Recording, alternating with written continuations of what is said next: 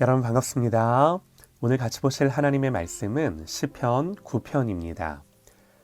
내가 전심으로 여호와께 감사하오며 주의 모든 기이한 일들을 전하리이다. 내가 주를 기뻐하고 즐거워하며 지존하신 주의 이름을 찬송하리니 내 원수들이 물러갈 때에 주 앞에서 넘어져 망함이니이다. 주께서 나의 의와 송사를 변호하셨으며 보좌에 앉으사 의롭게 심판하셨나이다. 이방 나라들을 책망하시고 악인을 멸하시며 그들의 이름을 영원히 지우셨나이다. 원수가 끊어져 영원히 멸망하였사오니 주께서 무너뜨린 성읍들을 기억할 수 없나이다.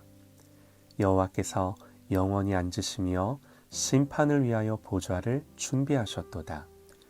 공의로 세계를 심판하시며 정직으로 만민에게 판결을 내리시리로다. 여호와는 압제를 당하는 자의 요새이시오 환난 때의 요새이시리로다. 여호와여 주의 이름을 아는 자는 주를 의지하오리니 이는 주를 찾는 자들을 버리지 아니하심이니이다. 너희는 시온에 계신 여호와를 찬송하며 그의 행사를 백성 중에 선포할지어다. 피 흘림을 신문하시는 이가 그들을 기억하시며 가난한 자의 부르짖음을 잊지 아니하시도다. 여호와여 내게 은혜를 베푸소서. 나를 사망의 문에서 일으키시는 주여 나를 미워하는 자들에게서 받는 나의 고통을 보소서. 그리하시면 내가 주의 찬송을 다 전할 것이요 딸 시온의 문에서 주의 구원을 기뻐하리로다.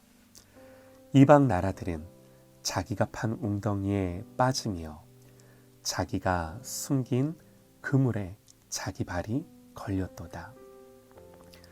여호와께서 자기를 알게 하사 심판을 행하셨으며 악인은 자기의 손으로 행한 일에 스스로 얽혔도다.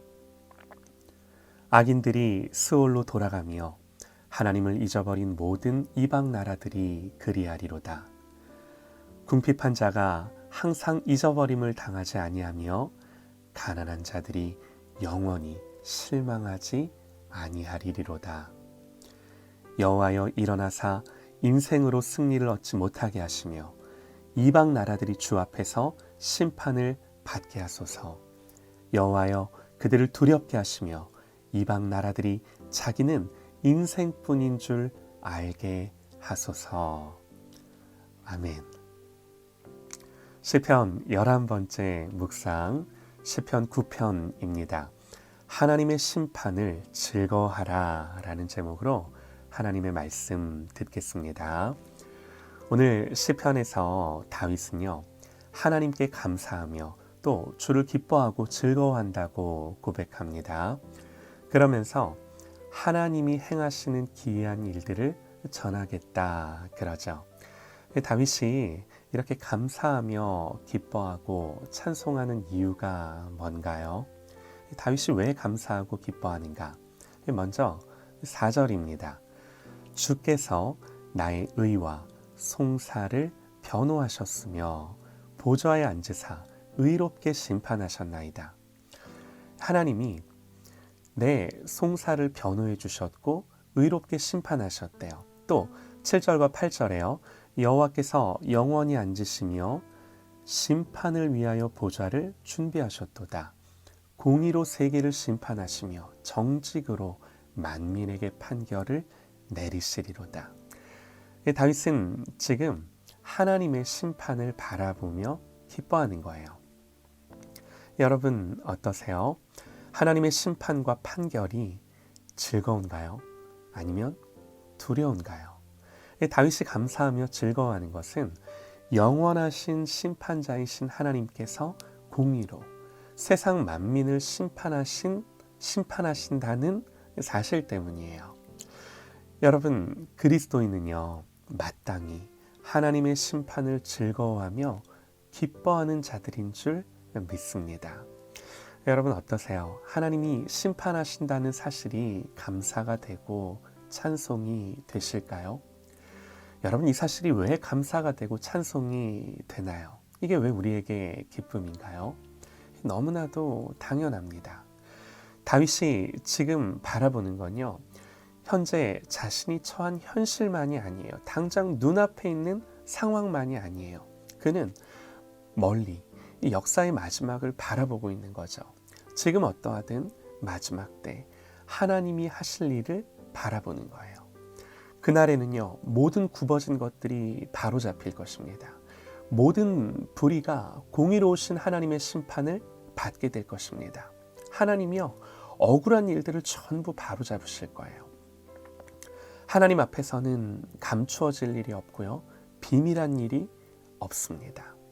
이 사실이 다윗에게 소망이 되고 격려가 되는 거죠. 여러분 아실 거예요. 다윗이 얼마나 힘들고 곤고한 삶을 살았습니까? 때로는 억울한 누명을 쓰고 불의한 비난을 당해야 했고요. 목숨의 위협을 받으며 도망 다녀야 했습니다. 이런 상황 속에서 공의의 재판관이신 하나님보다 다윗에게 더 위로가 되고 격려가 될 게 무엇이겠습니까? 다윗은요, 자기의 인생 속에서 어려운 일을 당할 때, 힘들 때, 자기의 힘으로는 어찌할 바를 알지 못할 때마다 어디로 피해야 할지를 알았던 사람입니다. 9절과 10절에요, 이렇게 고백합니다. 여호와는 압제를 당하는 자의 요새시요 환난 때의 요새이시리로다. 여호와여, 주의 이름을 아는 자는 주를 의지하오리니 이는 주를 찾는 자들을 버리지 아니하심이니이다. 아멘입니다. 하나님에 대해서 이런 확신을 갖고 있는 거예요. 이런 확신으로 인해 지금 기쁨과 감사와 즐거움의 예배를 하나님께 드리는 거죠. 그렇다면 여러분, 이런 신앙의 확신은 어디서 오는 건가요? 여호와여, 주의 이름을 아는 자는 주를 의지하오리니, 주의 이름을 아는 자. 여러분, 이런 확신은요, 하나님을 아는 지식과 연결되어 있습니다. 다윗은요, 하나님의 성품과 행사를 묵상하는데요, 9절에서 그는 하나님을 압제당하는 자의 요새이시며 환난 때의 요새이다 고백합니다. 실로 하나님은 다윗의 환난 때에 그러하셨습니다. 이것은요, 다윗의 경험에서 나오는 확신 어린 고백인 거죠. 또 그는 10절에서요, 하나님을 향해 주를 찾는 자들을 버리지 않는 분이라고 고백합니다. 12절에서는요, 피 흘림을 신문하시는 분, 또 가난한 자의 부르짖음을 잊지 않으시는 하나님이라고 고백합니다. 또 계속해서 하나님은 사망의 문에서 일으키시는 분이세요. 이처럼 하나님에 대한 다윗의 묵상은 하나님을 더 깊이 알게 하고, 그리고 하나님을 아는 것에서부터 이런 믿음과 확신과 기쁨의 예배가 속으로부터, 속사람으로부터 흘러나오는 거죠. 여러분, 우리의 인생에 위기가 있습니다. 그러나 때마다 신실하고 선하신 하나님은요, 당신의 자녀들을 반드시 건져내십니다. 수많은 전쟁터에서 또 죽음의 고비에 있던 다윗, 그 다윗을 하나님이 건져내셨죠. 그래서 그는 이번에도 그런 하나님의 성품과 행사를 묵상하며 자신을 이 어둠과 고통에서 건져내실 하나님을 바라보는 거죠. 오늘 그 시편이에요.